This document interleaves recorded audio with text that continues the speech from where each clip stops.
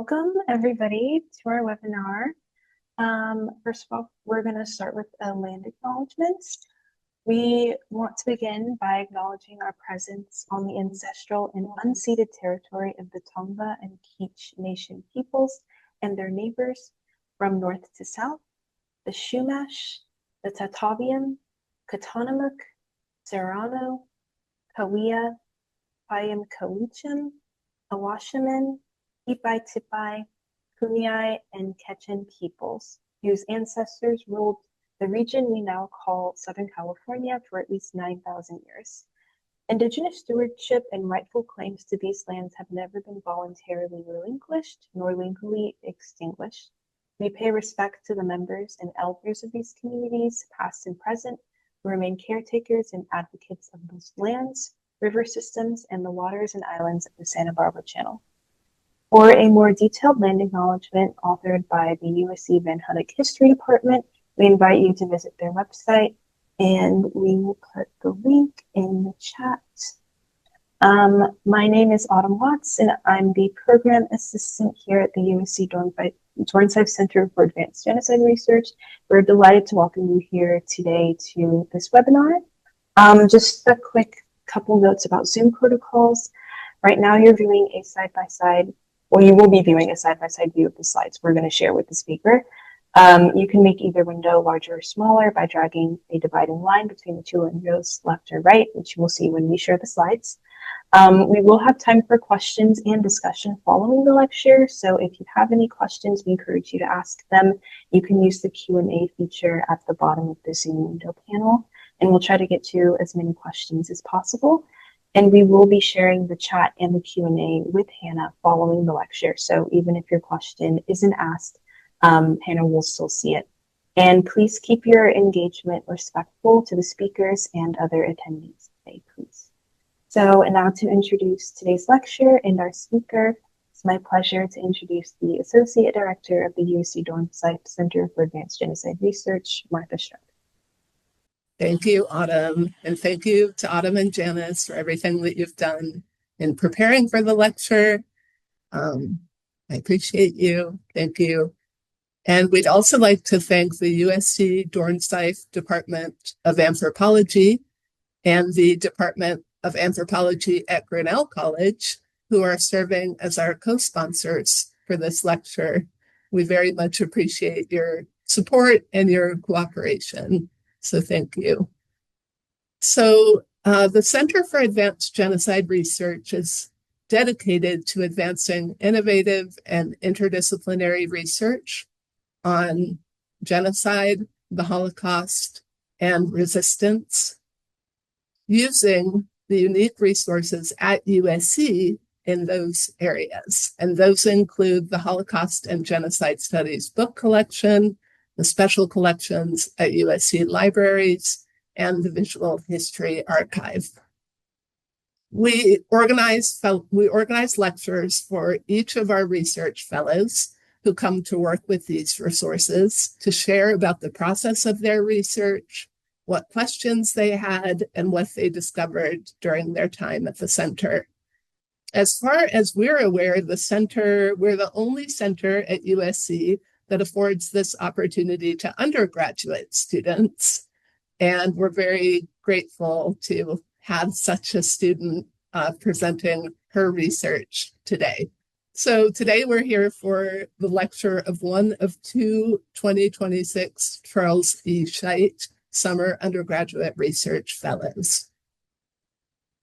The Scheidt Summer Undergraduate Research Fellowship enables two undergrads from any university anywhere in the world to come to the center for 2 months over the summer to conduct research in Holocaust and genocide studies.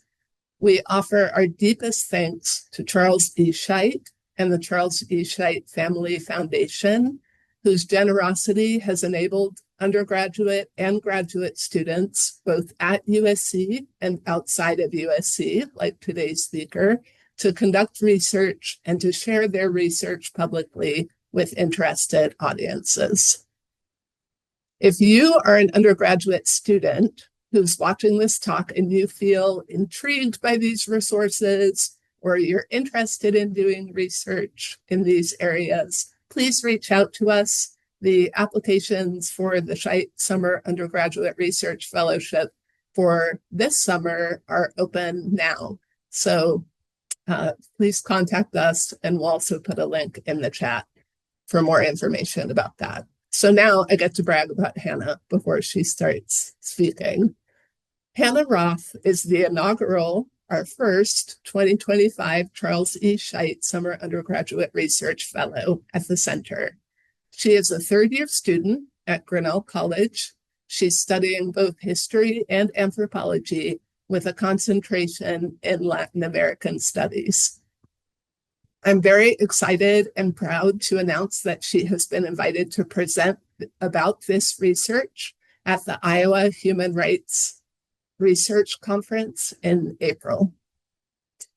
She had research experience already when she applied to the fellowship as a second-year student, having conducted research on sexual violence and gender discrimination through the lens of her experience as a student athlete, conducting a directed research archival ethnography on Grinnell's women's cross-country team, exploring Title IX's role in facilitating unique campus and athletic cultures. She competes in cross-country track and field. She has earned academic all-conference honors while maintaining a rigorous academic schedule. She has also worked as a staff member for Grinnell's outdoor recreation program and has spent multiple summers in youth education and archival positions, including a fellowship at the Evergreen Museum and Library at Johns Hopkins University, where she helped sort and organize the museum's administrative archives. Please join me now in welcoming Hannah Roth. Hello, everyone. My research this summer is titled, or my presentation today of my research is titled Contested Memory, State and Subaltern Narratives of Genocide. And I know Martha already spoke, but I just want to really extend my thanks to her and everybody else at the Center for Advanced Genocide Research. I really had an amazing time this summer. Even though the research itself was very heavy, it was also very challenging, but it was a very overall enlightening and inspiring experience. And just having the opportunity to spend my summer with so many people that are as passionate about what I'm passionate about was really a fruitful experience. And just being able to interact on a day-to-day basis with, other students at the center, other researchers, and Martha and Autumn and Janice, who were all very helpful in guiding me with my research. And so I just want to extend those thanks, and also a big thank you to the Grinnell College Anthropology Department and both of my advisors, Professor Silva and Professor Cole, who helped me, find this research opportunity and have been helping me prepare my final research for both this presentation and my presentation at the Iowa Human Rights Research Conference next month. As an anthropology major, I felt like it was only fitting to start with a quote from one of my favorite social theorists, Foucault, who, if you've taken any theories anthropology classes, I'm sure you have, read a lot of different literature by him. And this first quote that I want to start with, just to set the tone of what we want to think about for this next half hour, is that we are subjected to the production of truth through power, and we cannot exercise power except through the production of truth. So in case it wasn't very obvious, I'm going to be, kind of exploring truth and power and subaltern and state-sanctioned narratives, and just, looking at that conflict and how those conflicts might interact with each other, and how these contestations and really kind of amplify or exemplify like power struggles within post-genocide societies. So first, I do want to kind of, talk about how I got into this research, because as Martha knows, it is very different than what I initially proposed when I wrote my proposal, I first wanted to talk about a comparative study of sexual violence, and I was kind of looking at survivor trauma and trying to figure out how survivor trauma really extended to communal processes of trauma, and just seeing how those affected communities and individuals in long-term processes of transitional justice. And although I'm not really looking at that today, like, it is definitely still a big topic of interest, but I do think that in terms of this research, it kind of proved itself to not be as relevant to what I was looking at. And so if you could switch to the next slide. This interview with Concessa Kayuraba was really what kind of caused the shift in my research, where the first few weeks I was at the center, I was really just watching testimonies day in, day out. It was very exhausting and very emotionally compelling, but especially because I was originally looking at sexual violence and sexual assault and rape survivors' testimonies.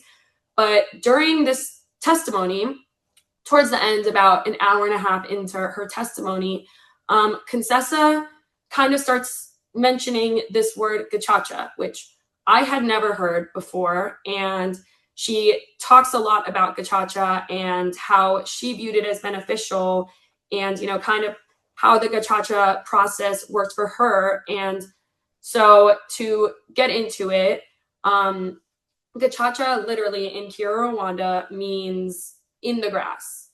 And so with that meaning, she kind of talks about gachacha as this grassroots organization or grassroots, you know, reconciliation project where post-genocide, Rwanda really struggled with its justice and court systems, which had been completely destroyed. And in order to deal with the overwhelming amount of people that had committed human rights violations and participated in these mass atrocities, Rwanda implemented these gachacha courts, which were locally run courts, and they were a big part of the reconciliation process and were very essential to what Paul Kagame kind of saw as the reconciliation process. But in these trials, there were a lot of really big issues, I would say. Victims were often intimidated by perpetrators or re-traumatized by the public spectacle of reliving their worst memories in front of their entire community. And another really interesting aspect of gachacha was that the only people that were allowed to process or were allowed to testify were victims of Hutu genocidaires. And there was this very large sector of the population that was Hutu and felt like they had had mass atrocities committed against them, and that they hadn't really gotten any form of justice because of what they saw as the exclusionary process of gachacha. And with gachacha's like essential goal of reconciliation, I kind of started looking at these tensions, and it started to make me ask how it was possible that different groups have completely different understandings of what actually happens. Because in this post-genocide process, if you ask a Tutsi victim and a Hutu community member whether or not they were a genocidaires, they might have a very different image or a very different memory of what actually happened. And so this general exploration of gachacha led me to kind of thinking about the larger question of competing narratives and collective memories in the aftermath of genocide. And it really led me to ask why these narratives might exist, despite the fact that the truth of what might have happened is readily available to everyone. And I watched so many testimonies that relayed the brutality of genocide, with each interlocutor having their own unique yet equally atrocious experience. But there were still people within their states that truly believed that these experiences weren't fact. So within these lines of thinking, I soon discovered that memories of genocide are extremely contested, with victims, perpetrators, and states often having completely different understandings of what they see as the truth. These understandings greatly complicate the process of reconciliation. Within a society facing the aftermath of genocide, narrative contestation has proven itself as one of the driving forces of continued tensions. To answer these questions that I just posed, I'll be looking at 3 distinct cases of genocide and the aftermath of contestation within the Rwandan genocide, the Guatemalan genocide, and the 2017 anti-Rohingya violence. I will identify and compare these primary narratives and kind of exploring how these competitions between narratives hinders the process of reconciliation. I'll be looking at a lot of primary sources, specifically state and third-party primary sources that were created in the aftermath of genocide. And I hope to display the struggles of power for control in post-genocide societies. So if you can go to the next slide. So my first case, I'm going to be looking at Rwanda. And so what actually happened in Rwanda during the summer of 1994 was that in April, ethnic tensions between the two groups, the Hutus and Tutsis, kind of reached this extreme point that immediately led to the Rwandan genocide. The country had already been in a civil war for the past 4 years between the RPF, the Rwandan Patriotic Front, and the Hutu president. And this kind of power struggle had been going on for a long time. And on April 6th, there was this kind of tipping point where an unidentified group that still to this day, it's very contested if it was the Interahamwe or if it was the RPF, shot down the president's plane along with the plane that the Burundian president was also in. They were there at the same time, and both leaders died. And within this next day of this, the mass mobilization of Rwanda's Hutu population was instant, with extreme hate speech having already been essential to everyday life for Hutus. And immediately following this crash, the Hutus kind of started this mass violence against their Tutsi neighbors, and the Interahamwe really took control of the country very quickly. And so the genocide lasted 100 days until early June, when the RPF captured Kigali and Paul Kagame became the country's leader and has remained the leader ever since. And so the genocide left an estimated 800,000 Rwandans dead, with 90% of them assumed to be Tutsi. So the primary narrative that I'm going to focus on is the one kind of surrounding ethnic tensions in the aftermath of genocide. Following the events of 1994, the Rwandan Patriotic Front took control of the state and implemented a distinct process of reconciliation. The primary method, as I had already mentioned, was gacaca. And although gacaca was extremely beneficial for many Tutsi victims of Hutu genocidaires, victims of retaliatory violence felt ignored in the justice process. And although I think it's really important to note that these acts of violence that Hutu people experienced during the RPF is completely separate from the genocide, and it just isn't really like a comparable situation. But the post-genocide government did really erase narratives of violence against Hutus. And that just kind of added to these ethnic tensions that had really facilitated the genocide to begin with. And we can really see that through the genocide ideology laws that were later, ratified in 2003. If you can go to the next slide. Could you go to the next slide? Sorry. So Rwanda's genocide ideology law outlines this clear process of punishing the promotion of genocide ideology. And these laws have been revised numerous times first in 2015 and again in 2018. And this version that I have stated up here is from the 2018 version. But it basically requires imprisonment for any acts that manifests an ideology that supports or advocates for destroying in whole or part a national, ethnic, racial, or religious group that commits an offense.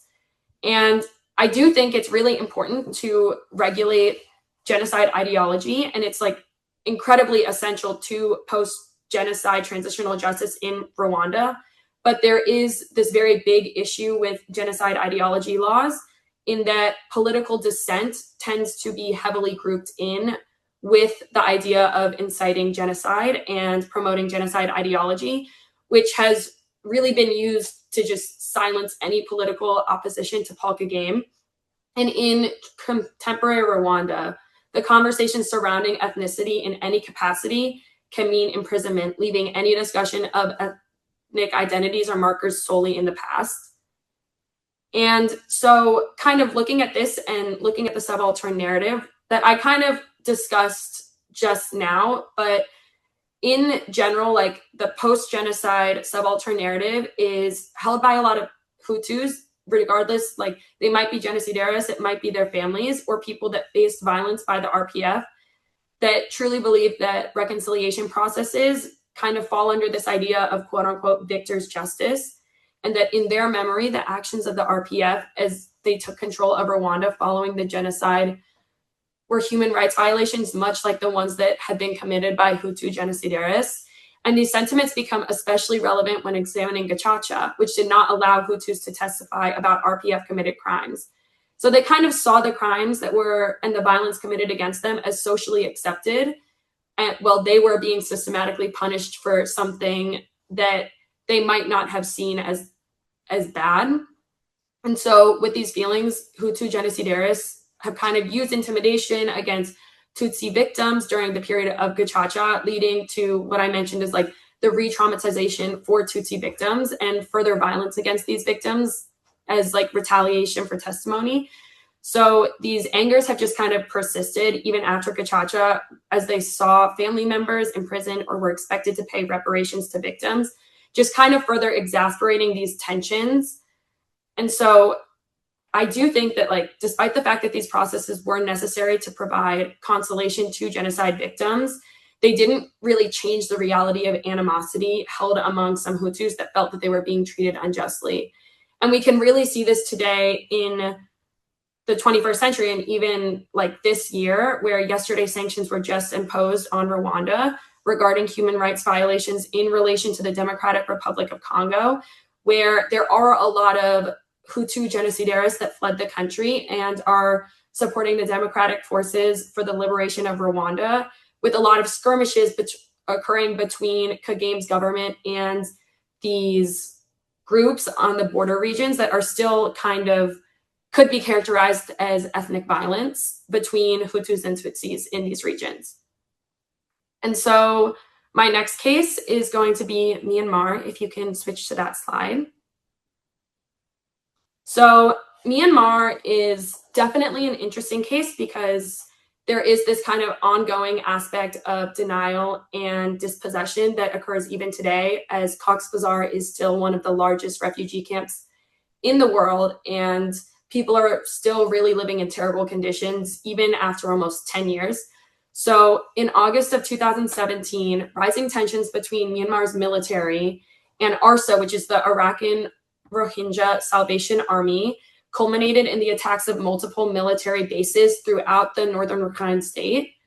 And immediately following these attacks, the Tatmadaw, which is Myanmar's like military sector, kind of began what they characterize as a clearance operation of the Rakhine states, where Rohingya communities were systematically and violently deported to Bangladesh. And these campaigns found a lot of support from a lot of large Buddhist national groups, such as the 969 and Ma Ba Tha, which is one of the larger Buddhist sects in the country, with both groups being heavily associated with a lot of anti-Muslim and anti-Rohingya ideology. And if you could go to the next slide. This also really coincides with a marked use of Facebook as a primary site of information gathering regarding the attacks on Buddhists by Rohingya people.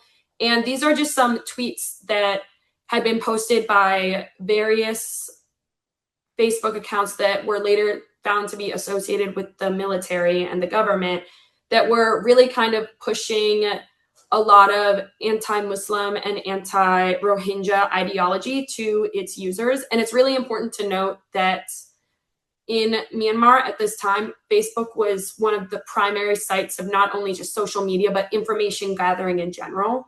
So people really heavily believed and leaned into these narratives. And a lot of these specific posts were kind of calling Buddhists like victims of this like global jihadist movement. And that was a really essential kind of part of the characterization of Rohingya people during this period. And then during the clearance operations, Rohingya victims were like extremely brutalized before fleeing across the river, forced to like completely abandon their homes and communities. And one refugee who had an interview with the VH8, and the code is 5715. I don't have it in this specific PowerPoint, but I can provide more information on that one later, spoke of being shot and presumed dead while watching a woman raped in her front yard, and then later witnessing members of the Tatmadaw throwing children and toddlers into fire pits as their mothers watched and were then killed. And so this testimony just kind of highlights the indiscriminate use of violence by the Tatmadaw on these Rohingya community members. And so in terms of the state narrative, it's a little interesting, like, because the fact of the matter is, and this is a very widely established fact outside of Myanmar, is that the Rohingya people do have this undeniable right to live in Myanmar, as their history within the region in pre-colonial times is well documented. And they were afforded the rights of all ethnic groups until they were slowly stripped of these rights, beginning with regime changes in 1962. And these changes really culminated in the 1982 citizenship law that identified 135 specific indigenous ethnic groups that qualify for full citizenship, in which the Rohingya were noticeably absent from this list and were immediately stripped of citizenship and given temporary registration cards that were really just a physical marker of their Rohingya identity. And it kind of characterized them as immigrants. And so following the anti-Rohingya violence of 2017, Myanmar's government really continued this dispossession and kind of used the 1982 citizenship laws to really further this narrative. If you could go to the next slide. So this statement was released by the Ministry of Foreign Affairs in 2021. And in this statement, which was a longer statement regarding the rights of the Rohingya, or to them what they see as the lack thereof, that nonetheless, Myanmar does not recognize the term Rohingya. The real aim of using this term is to claim wider ethnicity and territorial status. Such usage has never existed in legal and historical records of the country, and thus the people of Myanmar cannot accept it. And so these statements really deny the existence of the Rohingya ethnic group as a whole. And among these state actors, they really prefer to use the terminology of illegal Bengali migrants to characterize the Rohingya people. So they have kind of successfully shifted this narrative to changing Rohingya identity from being an indigenous group of Myanmar to being these Bengali migrants that are from Bangladesh. And it kind of places an emphasis on their like illegal status.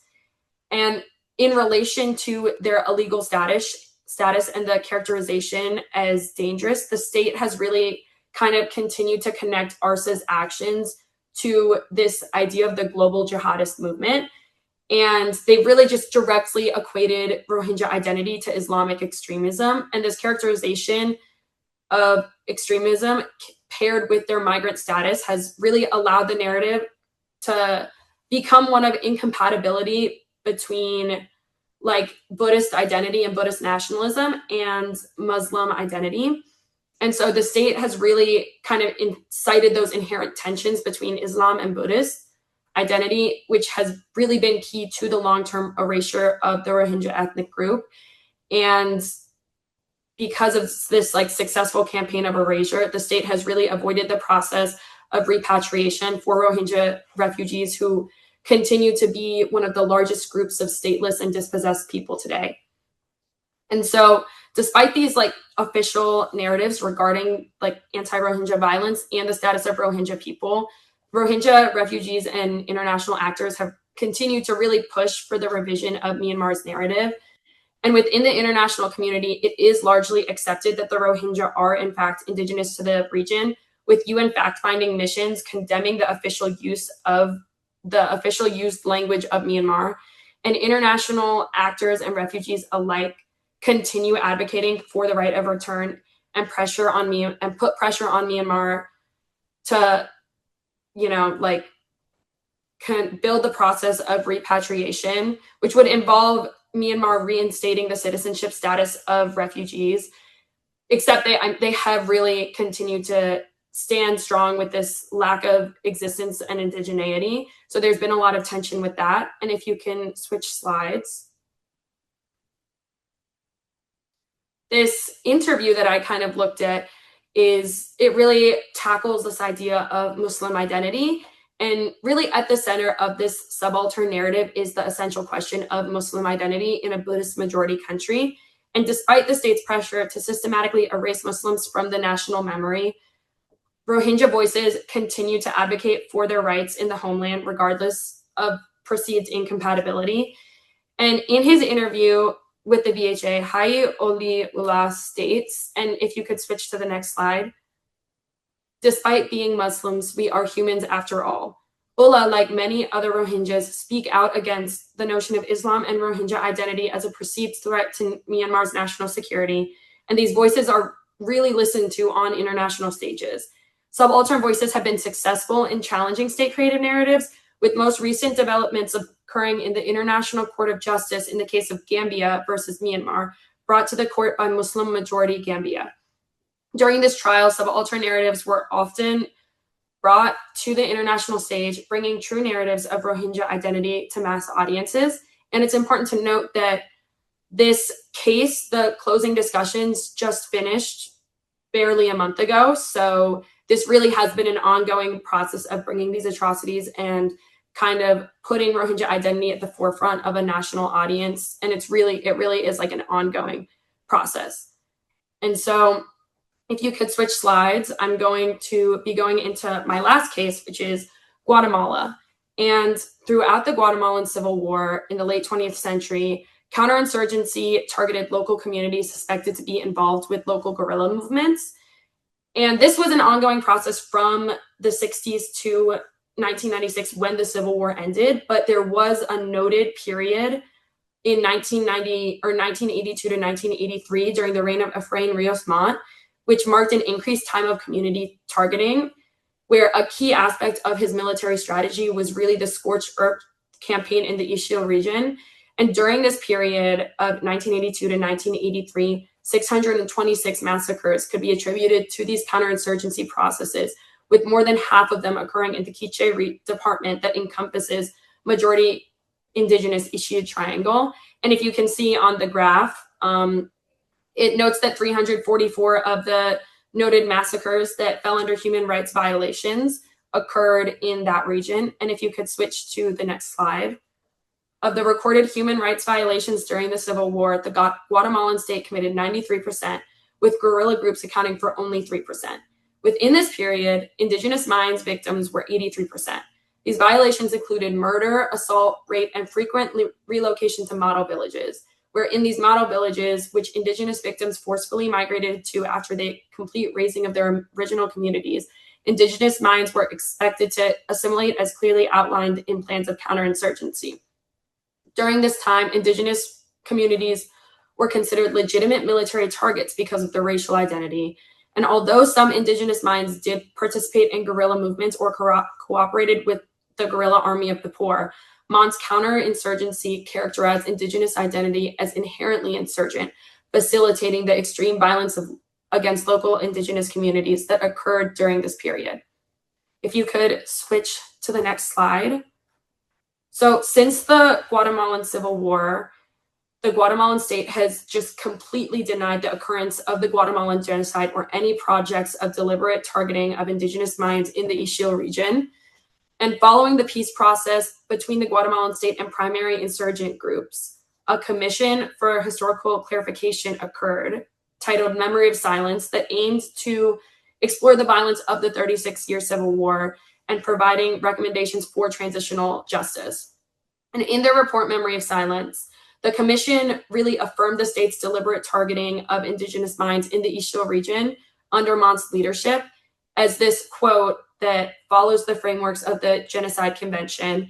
The CEH concludes that among those acts perpetrated with the intent to destroy in whole or in part numerous Mayan groups are included many actions committed which constituted serious bodily or mental harm to members of the group.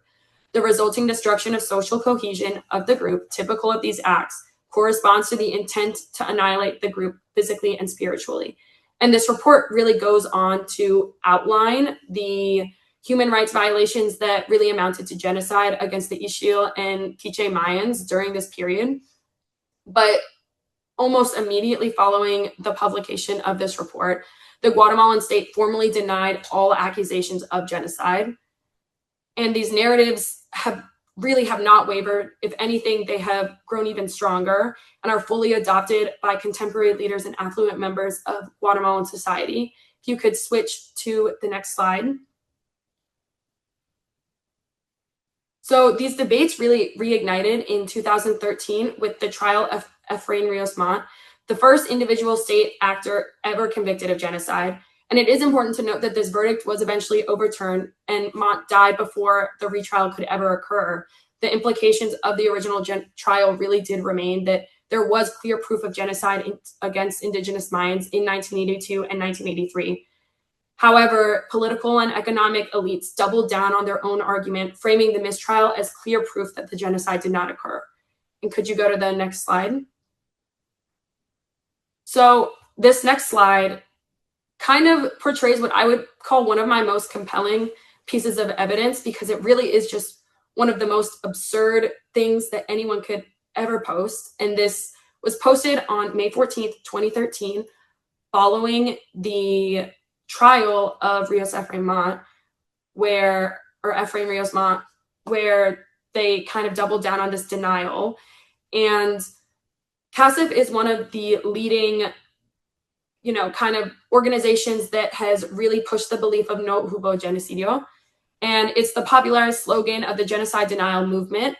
And this organization is the coordinating committee of agricultural, commercial, and industrial and financial associations. And in public display of genocide denial, they created this flyer that pushed the agenda of denial through social media followings after Montt's trial. And this post, as it says in the, as you can read in the bottom, asks its viewers, ¿Eres tú un genocidia? ¿Te gusta que, sorry, I'm having trouble reading it. ¿Te gusta que a Guatemala la tilden de genocidia sabiendo que aquí no hubo genocidio? Si no estás de acuerdo con que te digan genocidia, hazte escuchar. Which translate to, are you a genocidaire? Do you like that Guatemala has the taint of genocide, knowing that there was no genocide? If you're not in agreement with being called genocidal, listen up. This poster just also really reflects general sentiments of genocide deniers who often consider indigenous Mayans genuine, insurgents. And just, it kind of also pushes this narrative that during the violence, atrocities were committed equally and indiscriminately, and was more just a result of civil war rather than genocide. And so in the case of Guatemala, those that argue against the no hubo genocidio movement advocate really for the rights of indigenous Mayans as it relates to their sufferings during the genocide, and directly refute the mainstream memory of the Guatemalan Civil War as told by the state. And these narratives really highlight the real traumas of indigenous Mayans, directly implicating the state and the individual actors. These include the individuals that willingly share their stories, such as the very famed Rigoberta Menchú, a Nobel Peace Prize winner, and the organizations that uplift and share their stories with mass audiences. In addition to partnering with the visual and historical archives to make victim testimonies accessible to wide audiences, La Fundación de Antropología Forense de Guatemala aims to really memorialize victims, making clear that their sufferings were deliberate acts of violence and must not be erased from the national memory. In Guatemala, supporting the subaltern narrative also really means acknowledging the ongoing suffering of indigenous Mayans that's really systematic to Guatemalan society since the genocide occurred.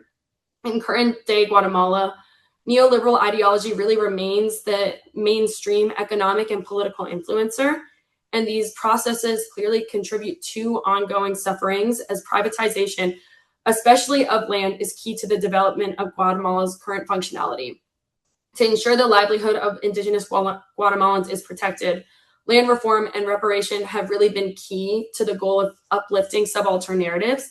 And as of 2024, there was a lot of success where indigenous movements supported major land reforms that ensured improved access to land and the promotion of rural economies, primarily occupied by indigenous Guatemalans. So just kind of looking at that success.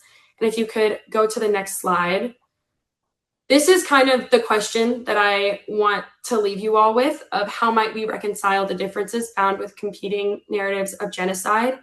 And just kind of thinking about that, because within each of these cases, I do think that there's so much uniqueness between, the motivations, the actors, the victim groups and methods, and these genocides all occurred in completely different geographical regions. However, through my research, the clear connector really became that no matter how much time has passed and how many different processes of reconciliation have been attempted, tensions still undeniably exist in all of these cases.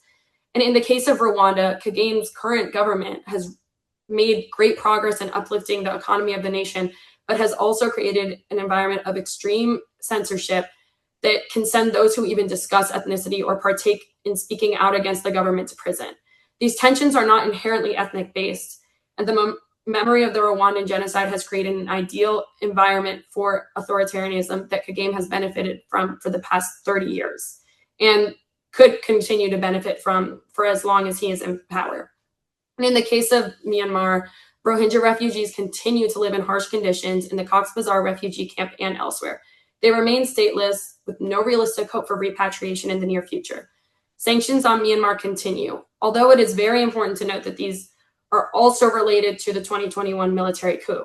But a famed another Nobel Peace Prize winner and former political leader of Myanmar, Aung San Suu Kyi, once renowned, has really fallen out of grace due to her handling of the crisis and has almost really delegitimized the efforts of democracy in Myanmar. And the nation's development was really hurt by the isolation as a result of the treatment of the Rohingya on a national stage. And in the case of Guatemala, political division is embodied in the rural-urban divide, as indigenous minds receive little to no recognition for their sufferings and still experience impunity, along with the severe economic disparities continuing today. Attempts of reconciliation and transitional justice have, to varying extents, failed in all three of these cases, leaving open wounds that have the real potential to reopen at any moment. In a future where reconciliation really truly succeeds, state-sanctioned memories of genocide or identity must incorporate subaltern understandings of genocide. Without this process, development will remain hindered, not only putting victim groups at risk, but entire systems of democracy. And if you could go to the next slide. These are some of my primary sources, and I have, next is a list of related and suggested literature if you're interested in reading either any books or articles that I might have been using to guide my research. And thank you. Yeah, and once again, just a big thank you to everyone that's here and to the center for, really facilitating. Yes, it's okay though. We can see you now. Okay. We do have a question from Charlotte Gibbs, who says, thank you so much for this lecture. What do you think the role of comparison / drawing from multiple case studies is in your research? What does finding the commonalities in these three case studies tell us? Is there something to be said about the histories of colonialism as a foundation for each of these case studies and the ways that these instances of mass violence are remembered by states and survivors? Yeah, so in terms of the comparative aspect, I do think that it's really fruitful, especially for me, because I think in my personal interest, I really do like to try and find these big connectors. And part of my research was just looking at how these processes of power might kind of manifest themselves in a lot of different cases, because in theory they do all kind of, they're such different cases, yet to me when I'm looking at them there really is this through line of power and memory. And I think, like, to keep things simple, like, I do think that there's three very distinct reasons in each case as to why the state feels like these narratives serve them. But I think it's interesting to see how those narratives might be different, but how they do ultimately follow the same general idea of power and memory, and how constructing knowledge is really essential to state building. And I think, yeah, looking at colonialism is very interesting. I do think that it's very different in every case. And I didn't really, like, I think there's a lot to be said, especially about Rwanda and how colonialism is looked at in that memory, and who's really to blame for, like, implementing those social hierarchies. And I do think there is a lot that has to do with colonialism, and especially not necessarily in the case of Guatemala, like, to my idea of not colonialism, but American intervention is really, and I think that is not necessarily like colonialism, but more like this rough idea of imperialism, and just kind of looking at that. And then, like, Myanmar, there absolutely is this legacy of colonialism. I do think it is a little less relevant in how the structures of characterization, especially of the Rohingya identity, were created. But I do think that there has really been this long-term instability in Myanmar that has really heightened these risks of ethnic and racial violence that would not be possible without colonialism. So thank you for the question. Okay, if there are other questions, please put them in the chat or the Q&A. And I do have another question. oh, good. From Clara Carrasco, who's very interested in the relevant literature slide that you had. So hopefully she'll check that out. Her question is, do you ever see a scenario where reconciliation with the genocidal narrative could benefit a state?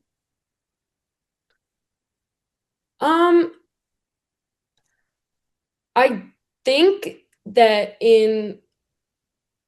I think that, I was actually talking to someone a few days ago about something that to me is very interesting about these cases, is that we have really seen how, not necessarily how states benefited from reconciliation, but I think, to me, when I think of successful reconciliation, I do really think of Germany and, post-Holocaust narratives. And I do think that that is a little bit different, because something that was unique about the Holocaust is that the ethnic tensions couldn't necessarily exist, because everyone that was a minority was, very much exterminated. And so I think that that does make it different. But I do think in the case of Myanmar, there could kind of be, to some extent, reconciliation, because I mentioned it very briefly, but I do think Myanmar, as a democratic, developing democracy, and I think that that's heavily related to the 2021 coup, but has really fallen out of grace. And especially when we look at political leaders that really talk about how Myanmar has really become a growing democracy. And I think that there has been a lot of issues where people are not really willing to economically support Myanmar, because they are so set on not only denying that anything bad really happened, but just denying the existence of the Rohingya people. And like I said, even yesterday, and I didn't find this out until I was looking at the news this morning, but the US did just place some sanctions on Rwanda in terms of, violate human rights violations in relation to the Democratic Republic of Congo. But I think that the through line through how states could benefit from, really acknowledging those subaltern narratives is the fact that right now we do live in a very cosmopolitan and global society where, cooperation internationally is really important, especially for countries that might be considered developing. And I think that using the word developing isn't necessarily appropriate in, like when looking at colonial contexts and all of that. But I do think that it is really important for a nation that is kind of looking at elevating their economic and political position to really, not be an international pariah, and to really promote like cooperation between other nations that they would want support from. I do think that there is a lot of benefit for, really working through reconciliation and kind of acknowledging the wrongdoing to, fall back in favor on international stages.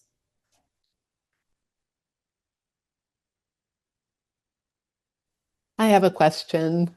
First of Yeah. all, thank you for your presentation. And I love how you talked about the specificities of each case, like how unique each case is in and of itself, and then sort of what you can draw from this comparison.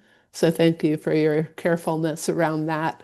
I'm just wondering, do you have anything to say about about time and maybe the risk of alternate narratives emerging and circulating? Because that might be maybe one distinction between some of the cases that you I talked think about. I would definitely say that in Rwanda, subaltern narratives are 100% the riskiest. And I think that there's a few different subaltern narratives. And I think one of the subaltern narratives really held by people, at least in the reconciliation process, is that, like the narrative of the double genocide, that the RPF committed a genocide against Hutus just as much as Hutus committed genocide against the Tutsis. And I really do think that's a slippery slope and not fully an accurate or appropriate way to characterize things. But I do think that there is this other aspect of it, that this narrative, while not inherently like correct, does really kind of get at this underlying narrative that ethnic tensions might still exist.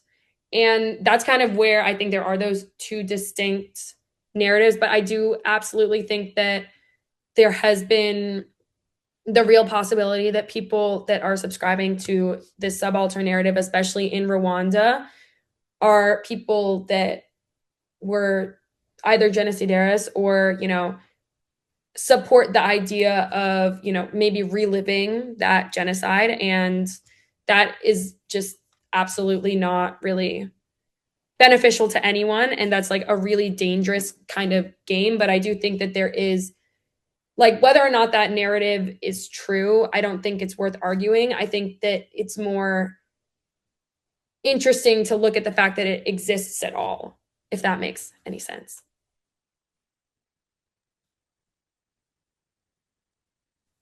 So I have a question. Oh, actually, no. Let's go to the one we had in the chat first. Oh, we do have a question in the chat from Darren Eller.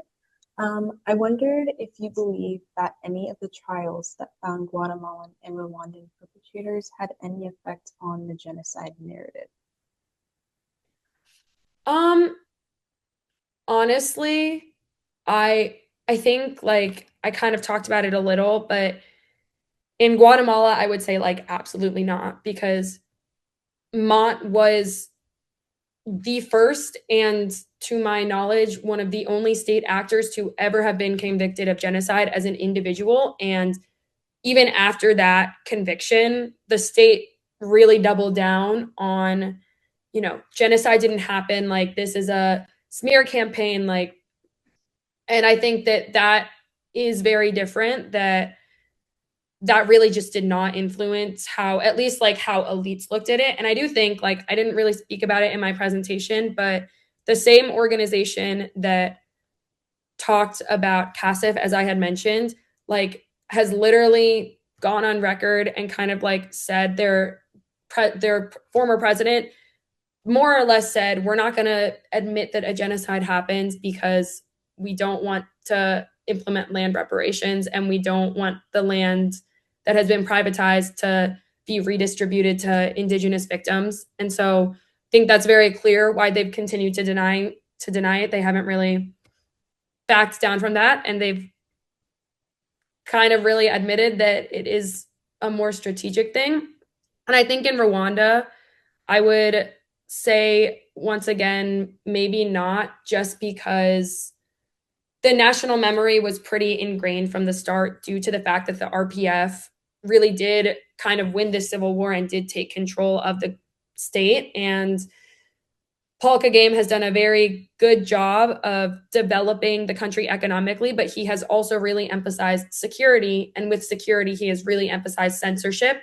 And I think that that has really prevented any idea of subaltern narratives from really persisting. I mean, there have been there's a lot of censorship in that certain programs will get banned. People will be sent to prison for saying anything related not only to the genocide, but saying that what Kagame has been doing isn't succeeding in reconciliation. So I do think that these trials, regardless of what's being said, the state has really created their narrative, and I don't think that they really in either of those cases have any intentions of changing anything. And I think there is definitely a difference between the state narrative and the international narrative. I think in international contexts, those do really change the narratives of how people look at genocide. But I do think that international contexts might not be as important as national contexts, because there's only so much a third party can do regarding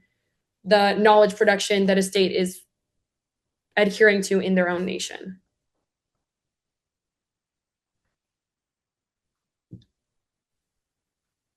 I have a question if others don't. I just saw the other question in the chat, and I do want to give others a chance to talk too, but mine's pretty quick. I was really fascinated when you were saying that, I think it was in the case of Rwanda, where political dissent would get grouped into genocidal ideology. And I was wondering if you could say a bit more about how exactly that worked. In other words, how is that being monitored? Were people telling each other, or was the state monitoring people somehow? And then also relatedly, how you think that might have impacted how people remembered the genocide overall. Yeah, I think it mostly has to do with, media and media censorship. I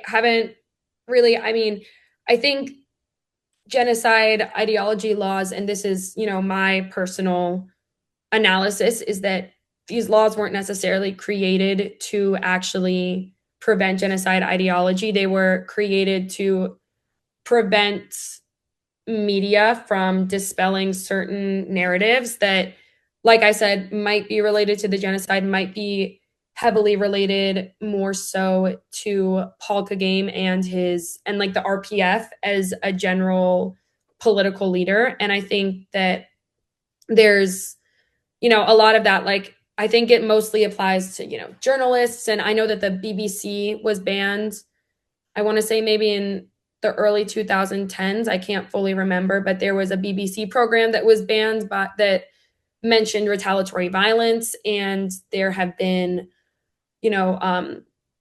people, specific journalists, that have been condemned by the nation. And I know there was also a big case where I can't remember the details because I was looking at it very briefly over the summer, but that there had been a journalist that kind of wrote about Kagame and critiqued him a little in relation to the genocide. And if I'm remembering correctly, she was imprisoned for a bit. I haven't fully looked at, the statistics regarding how many people have actually been imprisoned from it, but I do think that there is this kind of fear factor enough. And it's just kind of really created it's created this narrative where people remember Kagame as this hero and that he's this great national leader and all of that. And I think, yes, he's done good stuff, but also that he has had serious issues and that he's been in power for 30 years and that is, objectively not the most democratic thing.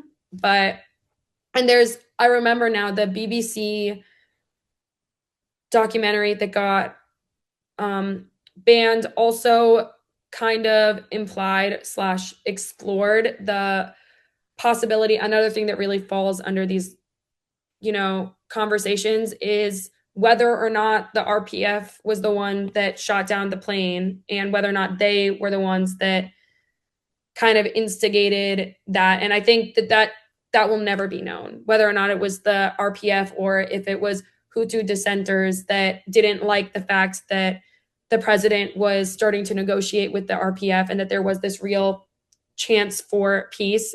And Kagame, I think, of all the narratives that exist regarding the genocide and regarding him, I think that is definitely the narrative that he feels most threatened by, is that he was the one that was responsible for the triggering. And like I said, at least right now, we'll never know. That's how it looks. We'll never know whether or not it was him or if it was Hutu dissidents. But I think that is one of the things that scares him the most, or not necessarily scares him, but one of the aspects of the narrative that he really wants to, completely shut down.